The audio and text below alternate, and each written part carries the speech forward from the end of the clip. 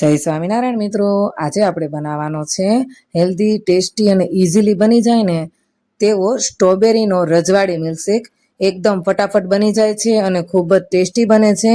જોતાં જ પીવાનું અને બનાવવાનું મન થઈ જાય ને તેવો આ મિલ્કશેક બનીને તૈયાર થાય છે.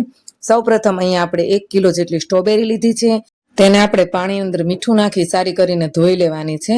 ત્યાર પછી આપણે ઉપરના ડીટીયાનો ભાગ કાઢી લઈશું અને સ્ટ્રોબેરીના એકદમ ઝીણા ઝીણા ટુકડા કરી લેવાના છે. મિત્રો, સ્ટ્રોબેરીને પીસવાની નથી, તેના ઝીણા ઝીણા ટુકડા કરી લેવાના છે. ફટાફટ ગેસ ઓન કરી તેની ઉપર પેન મૂકવાનું છે. તેની અંદર સ્ટ્રોબેરીના આપણે જે ઝીણા ઝીણા ટુકડા કર્યા છે તે એડ કરશું. 2 થી 3 વાટકી જેટલી ખાંડ એડ કરવાની છે. મિત્રો, આજે આપણે સ્ટ્રોબેરીનું પ્રીમિક્સ બનાવીએ છીએ. તેનેથી તમે strawberry soda, strawberry mojito, strawberry milkshake, strawberry ice cream, strawberry shrikhand, strawberry મઠ્ઠો, સ્ટ્રોબેરી મોજીતો, ઘણી બધી વસ્તુઓ તમે આ પ્રીમિક્સમાંથી તૈયાર કરી શકો છો. પણ મિત્રો, ખાસ ધ્યાન રાખવું, આ પ્રીમિક્સ બનાવતી વખતે તેમાં આપણે પાણીનો ઉપયોગ બિલકુલ નથી કરવાનો.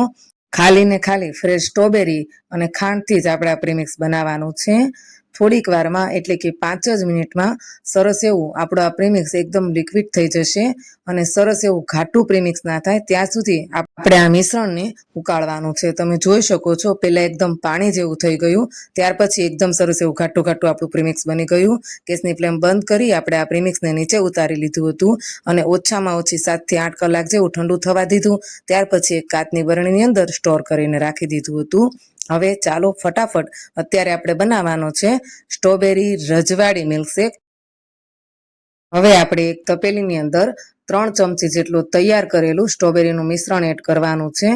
મિત્રો, અહીંયા આપણે 3 ગ્લાસ જેટલું સ્ટ્રોબેરી રજવાડી મિલ્કશેક બનાવવાનો છે, તો તેની માટે અહીંયા આપણે 3 ચમચી જેટલું સ્ટ્રોબેરીનું જે મિશ્રણ છે તે એડ કરશું. 1 લીટર જેટલું દૂધ એડ કરવાનું છે. બંને વસ્તુને સારી કરી મિક્સ કરી લેવાની છે. ત્યાર પછી 1 લીટર દૂધની અહીંયા મેં દૂધની તર એડ કરી છે. મિત્રો, અત્યારે આપણે રજવાડી સ્ટ્રોબેરી મિલ્કશેક બનાવવાનો છે, તેમાં કાંઈ કમી ન રહેવી જોઈએ. તો 1 લીટર દૂધની તર એડ કર્યા પછી દૂધ, તર અને તૈયાર કરેલા સ્ટ્રોબેરીના મિશ્રણ ઉપર આપણે બ્લેન્ડર ચલાવી લેવાનું છે. એકદમ સરસ ઘાટું ઘાટું આપણું સ્ટ્રોબેરીનું મિલ્કશેક બનીને તૈયાર થઈ ગયું છે. ચાલો ફટાફટ રજવાડી મિલ્કશેક બનાવી લઈએ સ્ટ્રોબેરીનું. હવે અહીંયા આપણે તેની અંદર કાજુ બદામના ઝીણા ઝીણા ટુકડા, એટલે કે ઝીણું ઝીણું ચોપ કરી એડ કરવાના છે. તો અહીંયા આપણે 1 વાટકી જેટલા કાજુ બદામના ટુકડા ચોપ કરીને લઈ લીધા છે, તમે જોઈ શકો છો. તો ચાલો ફટાફટ સર્વ કરી દઈએ.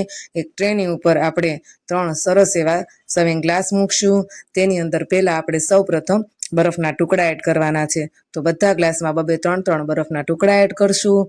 ત્યાર પછી આપણે જે ઝીણા ઝીણા ચોપ કરેલા કાજુ બદામ તૈયાર કર્યા છે તે એડ કરવાના છે. મિત્રો, કાજુ બદામની ક્વોન્ટિટી તમે તમારા હિસાબથી રાખી શકો છો, પણ રજવાડી મિલ્કશેક છે એટલે કાજુ બદામ ભરપૂર માત્રામાં એડ કરજો, ખૂબ જ સારો એવો ટેસ્ટ આવશે. હવે તૈયાર કરેલું આપણે જે સ્ટ્રોબેરીનું મિલ્કશેક છે તે એડ કરવાનું છે. મિત્રો, જોતાં જ મોઢામાં પાણી આવી જાય ને તેવી આ રેસીપી બનીને તૈયાર થઈ છે. તો આ ઉનાળાની ગરમીમાં આ રેસીપી જરૂરથી ટ્રાય કરજો. હવે અહીંયા આપણું મિલ્કશેક એડ થઈ ગયું છે. હવે અહીંયા આપણે અમૂલની જે વેનીલા ફ્લેવરની ડબ્બી આવે છે તે 10-10 રૂપિયાવાળી ડબ્બી આપણે બધા ગ્લાસની અંદર આઈસ્ક્રીમની એડ કરવાની છે. આવી રીતે આપણે સર્વ કરશું આઈસ્ક્રીમને. મિત્રો, એકદમ જોરદાર લાગે છે પીવામાં, તો જરૂરથી ટ્રાય કરજો. મને કોમેન્ટ કરજો કે તમને મારી આ રેસીપી કેવી લાગી, શું તમે ઘરે બનાવી અને તમારા બધાના ઘરના રિવ્યૂ કેવા હતા તે જરૂરથી મને કોમેન્ટ કરીને મોકલજો. હવે અહીંયા ઉપરથી આપણે, મારી પાસે ચોકલેટ સિરમ અવેલેબલ હતું એટલે હું તે એડ કરું છું આવી રીતે ગાર્નિશિંગ માટે.